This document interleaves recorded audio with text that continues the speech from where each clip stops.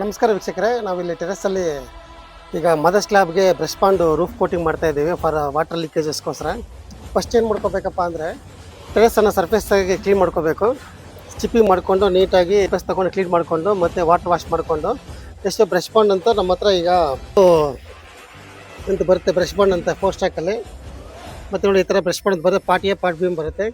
ಇದರಲ್ಲಿ 1:1:3 ಅಂತ ಫಾರ್ ಎಷ್ಟು 1 ಲೀಟ್ರ್ ಕೆಮಿಕಲ್ಲು 1 ಲೀಟ್ರ್ ನೀರು ಹಾಕೋಬೇಕು.